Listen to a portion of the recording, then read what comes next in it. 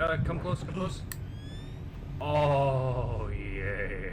I think there's a golem coming our way. Not sure. I saw someone die, I did so... see, I did see like a...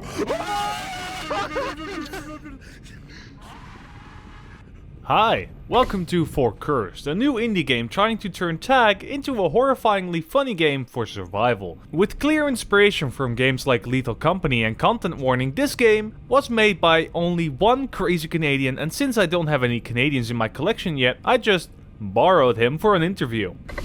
Hey everyone, my name is William, and I'm the developer behind Forecursed, a horror game of tag that can be played with up to 12 players, where you can play as monsters and mess up your friends. So lady and gentlemen, let's get right into it. How does this game play? Well, like I explained, it's tag, but instead of you going, haha tag, you're it, you usually go... When jumping into a game, there are three things you need to be aware of. Your health, your oxygen level, and if somebody comes at you with glowing purple eyes, run. This is the cursed person, and their job is to grab someone else and spread the curse before they die either of oxygen starvation or health issues, as being cursed isn't exactly fun. Though it isn't all just bad since you get some superpower with it. You get the Death Leap ability, for instance, which allows you to jump a great distance forward and upwards to grab your fellow men and engage in some close encounters, if you know what I mean. Now, spotting the big purple glowing eyes might seem like an easy job and not that hard to do for you, but the issue is that the helmets you're all equipped with, as you are all inmates sent to die on Earth, hides the eyes. Not only that, the Death Leap has no build-up animation, meaning that you can, and will, get grabbed without knowing it more than once. This game of tag continues this way until somebody finally just dies. And you might think, okay, now the player just sits out the rest of the game, right? Just sitting and waiting until someone's done. Well, no, not really. See, unlike Lethal Company, where you have to wait for your crewmate to get back to its ship, when you die in Forecursed, you can respawn as one of these four creatures. The spider, which is fast and nimble, but the only way of damaging or killing a player is by exploding themselves. The duck, with their hypersonic attack, which has a special ability where if he walks in one direction, he gets faster and faster. And is also one of the loudest creatures known to man, being heard all the way in the Andromeda galaxy. The wasp, which, as the name implies, is annoying and stings people to death. And of course, the dreaded golem. A big, lumbering giant that can eat a player in order to bring you, the controlling player, back to life. These creatures do come at a cost though, as each of them are on a timer, with the spider only needing 10 seconds for you to be able to respawn, and the golem needing a full minute to be spawnable. This all makes it so that the longer the game goes on, the more chaotic it becomes, with the few remaining survivors not only needing to dodge the cursed one, but also a myriad of creatures like golems and spiders and wasps. Add to that the amount of props you can have, with like freeze rays, healing pads, and rakes that can hit you in the face when dropped on the floor and walking over them. And of course you have the dreaded pool noodle, which for some reason is the most damaging object in the game. But more on that later. So all of this makes for a game that is just pure chaos even when you're dead. The only negatives I've had is that the oxygen tends to run out pretty quickly, and the canisters providing it tend to not respawn fast enough. However, this could be intentional as a way to get people to just die eventually instead of spending 15 minutes in like the same lobby. And some of the hitboxes on the players are also not really perfect in my opinion. For instance, if you're playing as a golem, you'll notice that it has a pathetic reach when it comes to grabbing a person and eating them. Other than that, there are, of course, the few glitches here and there, but nothing game-breaking or annoying. And what little glitches were there when I streamed this, it's all been patched out already. And oh yeah, by the way, all this footage was either streamed on twitch.tv/CygnusMC or was captured by my editor ItsDrowned, who also was on that stream and streams himself. Check it out in the description. But how was this game made? Well, let's get to that, shall we?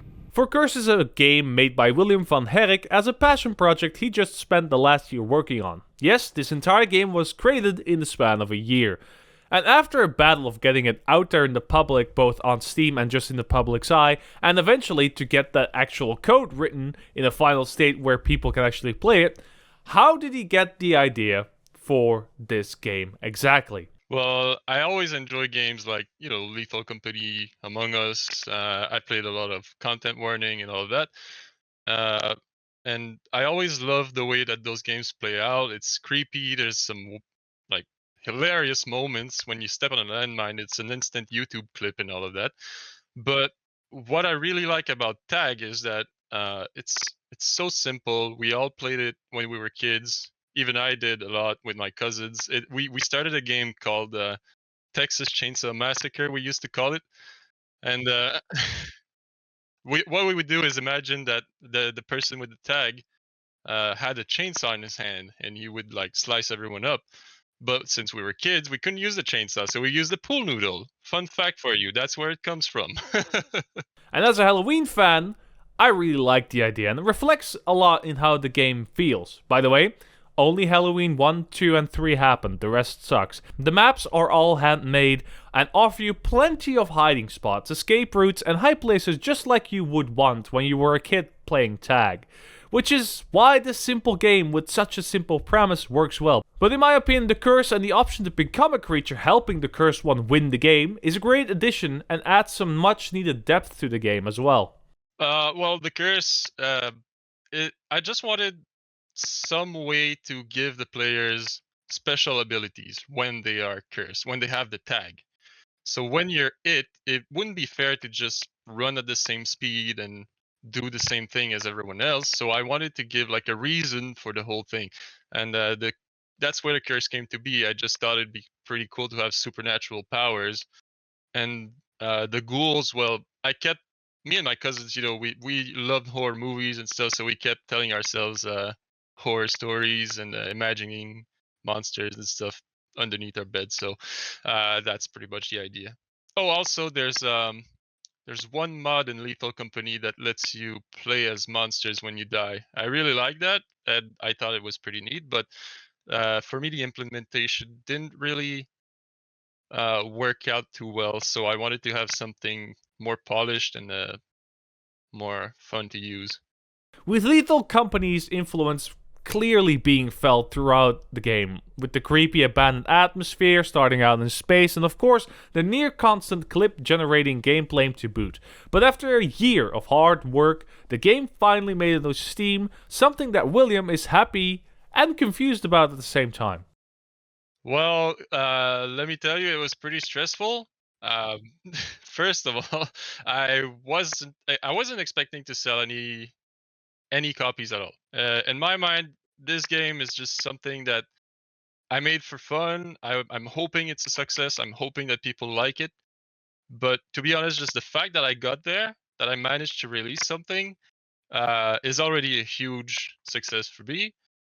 And pressing that button, it was like very stressful because of course I want people to like it and enjoy it, and I don't want everyone to say like this is trash. Just do something else with your life. I don't know.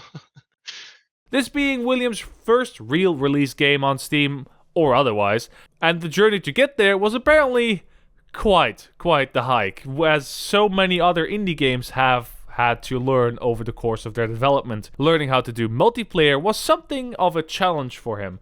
For instance, at the time of us recording this interview, the voice chat was bugged for some reason in most lobbies. Now, as of publishing, this should be fixed, but at the time, even he had to jump into the lobby to explain how to set our voices up correctly and play the game. It's just clear that this entire game was a big learning experience for William, and I don't think that's a negative thing. So many games coming out nowadays are just numbers for higher ups to get their yearly bonuses in. But with Forecursed, while being simple, it oozes with personality, knowing that it's essentially his fantasy version of how tag used to be for him as a kid. It really just shifts this game into perspective. But what if he wanted to do something similar like William? What's his secret sauce? Well, I hear a lot of people giving up early on in their project. They start something, they have a vision for it, and then they stop because something doesn't work or it doesn't play out as they thought it would, or maybe they just lack a bit of encouragement, or I don't know. I don't know what it is, but all I can say is if you're really passionate about something, I think you should at least try to put a little effort in it every day. Be consistent with your work. That's what I did. I had hard moments where I just didn't want to work on the game. I had other stuff. Life happens sometimes, and you get hardships even there. But I would say keep pushing through it. No matter what, just keep going. Don't stop, because the moment you stop is the moment that you let go, and things are slowing down, and then you drop the project, you lose your vision, and it's not fun. So just keep going. It'll get somewhere. And that's some great words to end on, so let's get to some sort of a conclusion.